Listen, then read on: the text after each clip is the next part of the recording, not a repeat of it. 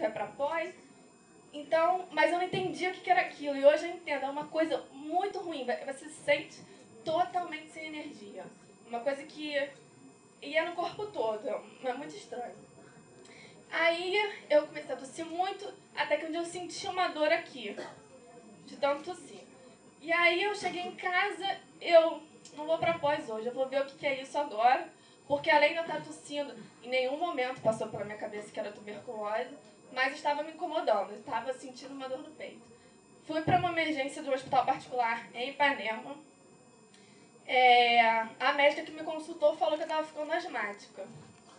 Me passou um xarope. e me mandou procurar um médico, pneumologista, para ver melhor o que era. Eu tenho um gato, até a culpa foi posta no gato.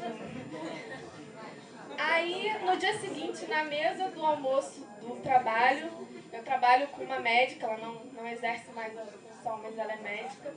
E aí uma amiga comentou, fala com ela, o que você estava sentindo? Eu cheguei lá comentando que eu tinha ido ao hospital, não sei o que. Conta pra ela que você está preocupada, que o seu raio-x, que falou isso, talvez ela possa te ajudar. Aí eu, totalmente ingênua, no meio do almoço, numa missão, não, Vera, que deu lá no raio-x pneumopatia específica. Eu lembro da cara que ela fez pra mim. Ela parou de almoçar e falou, Carla, vai tratar isso agora. Cadê o raio-x? Tá aí? Aí eu falei, não, tá em casa. Ela, olha, eu não sou especialista, não tô vendo raio-x. Mas se eu fosse você, parava agora, porque isso pode ser tuberculose. Aí ela tá louca. Como assim, tuberculose? E aí aquela coisa, não, tem um monte de reunião agora, não posso, não quero. Para agora, você não vai fazer nada que você tem pra fazer. Vai pro seu médico, vê o que é. Corri pro médico, e aí não deu outra. Era tuberculose. E aí me deu um desespero inicial, porque eu já tinha trabalhado na Secretaria de Saúde do Rio, e eu já tinha acompanhado alguns médicos em algumas entrevistas. E eu lembrava muito de um pneumologista que eu acompanhei numa matéria, e ele foi falar justamente sobre tuberculose. Falou que os índices no estado eram muito grandes, que a gente tinha que falar mais sobre isso na mídia, que as pessoas tinham que saber, e que matava muito. Ou seja, pra mim, eu ia morrer. Não tinha jeito, acabou carreira, acabou tudo. Ai, pode passar. Isso foi uma tentativa de mostrar meu raio-x, mas não ficou muito legal. Mas eles estão aí, se alguém quiser ver depois de perto, pode passar. E aí eu conto uma historinha, assim, eu saí do trabalho, então, do consultório pro laboratório, o percurso bem que rima, mas isso tudo não tinha jeito de poesia e muito menos graça. Isso tudo não tinha graça nenhuma. PCR, PPD, escarro, a promoção me garantiu diagnóstico. Faço os 3 exames e levo a tuberculose para casa. Aliás, eu tive que abandonar Copacabana às pressas. O combinado era não deixar nem você, vó, nem meu avô sabendo o que realmente estava acontecendo. Meu terreno agora era Campo Grande, de segunda a segunda, sem trem, nem trabalho, nem pós, nem lugar nenhum além do quintal de casa, perto de pai e mãe. Daí você percebe que rotina é coisa boa demais, coisa que só se sabe quando é interrompida, e a minha foi. E aí embaixo tem o meu PPD, que deu o reator super forte. Meus 2 primeiros escarros deram negativos, mas o terceiro, positivo. Aí meu PCR também, tudo que já foi falado. E aí, nesse momento, eu já estava em casa, eu já estava tomando os remédios. 15 dias depois, eu fiz o escarro de novo. E aí ele deu que eu não era mais bacilífera.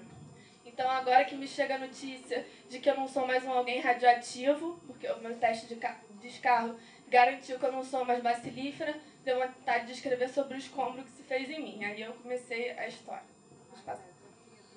Essa é a minha carteirinha do DOTS, do posto. Isso foi uma outra coisa que me assustou. Como eu trabalhava com a rede de saúde pública há algum tempo, eu falei, meu Deus, vou ficar na mão da saúde pública. Tô ferrada, porque não tem pra onde correr, tem que ser no posto. Não vai ter remédio, e eu vou ficar dependendo, e filas, e madrugada, não sei o quê. E eu sou assim, eu tenho que falar, eu não tive problema nenhum com DOT, pelo contrário. Eu fui muito bem atendida, não faltou remédio, as pessoas, não faltou médico. Assim, os exames, eu não sei dizer porque realmente os exames eu fiz particular. Mas nesse esquema aí de ir lá todo dia tomar remédio, não faltou e as enfermeiras sempre acompanhando, sabendo cada um, cada caso. A convivência com os outros doentes também foi bacana, enxergar como aquilo estava sendo para o outro. E aí também eu minimizava a minha dor, porque eu via que a minha não era tão grande, eu ia ficar 3 meses em casa, ia fazer os 6 meses e ia ficar boa, se Deus quiser. Então essa é a carteirinha do esquema 1 que eu fiz do RIP. E aí eu conto um pouquinho como é que foi chegar lá no posto. Que eu nunca vou esquecer o primeiro dia que eu entrei no posto de saúde de Campo Grande. Ah, porque tem um agravante. Parece ridículo, mas eu detestava tomar comprimido. Assim, tinha pavor de tomar comprimido. E aí quando eu tive a notícia de que eu ia ter que tomar os 6 comprimidos todo santo dia na frente do enfermeiro, ele ia ter que ficar acompanhando aquela... Porque eu bebo água e não desce, prende. Foi mais um drama. Falei, como é que eu vou ficar 6 meses convivendo com isso? Mas eu tirei de letra. Agora no finalzinho já estava em 1 minuto tomando todos de uma vez. Aí eu comecei a pensar sobre isso também, dar umas viajadas nisso, de que tudo bem, eu estava tomando um monte de remédio, mas o importante é que eu ia ficar boa e que eu conseguia enxergar uma certa beleza nisso tudo. Coisa de jornalista começa a dar uma viajada. Pode passar. Isso foi uma brincadeira que eu fiz. Foi o último dia que eu tomei remédio. Então, assim, eu fui tomar um remédio num barzinho com os meus pais, meus irmãos, meus amigos para comemorar 6 meses depois. E aí meu irmão fez umas fotos brincando e tal. E essa é uma das frases que eu tive de retorno no blog, das pessoas falando que se sentiam mais animadas depois de ler, que elas estavam assustadas. E eu achei isso interessante porque é realmente isso. A gente acha que é um bicho de 7 cabeças, mas que a gente acaba superando, graças a Deus. E aí, mais uma viagem, eu falei que eu estava começando a sentir, porque aí no meio desses 6 meses eu vou fazendo vários raios-x, radiografias, e aí eu fui vendo que realmente ele foi se regenerando, que ele foi entrando no lugar. Realmente, se você pegar os 4 ou 5 que eu fiz, dá pra ver, eu que não entendo nada disso, dá pra ver a evolução. E era bonito de ver que isso estava acontecendo. E olha que eu nem imaginava que tinha tanta coisa dentro de mim depois que vocês mostraram que isso.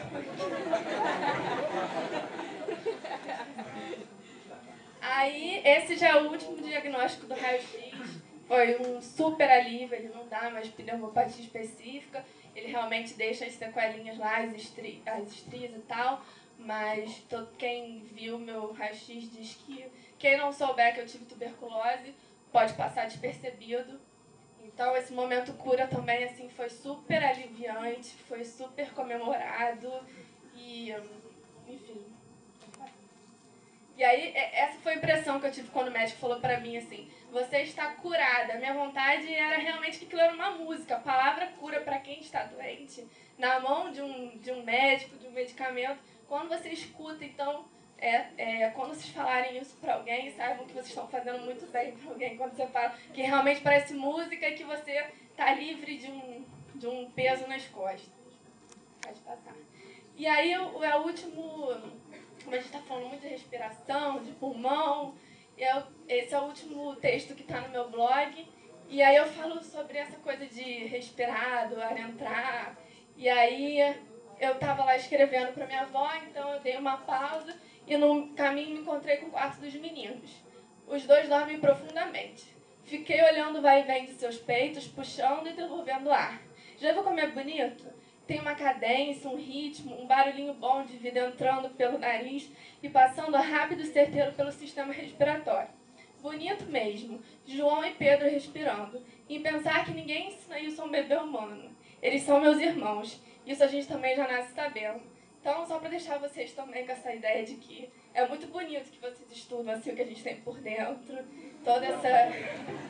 É isso. Se alguém depois quiser conversar, perguntar alguma coisa, pegar o endereço do blog.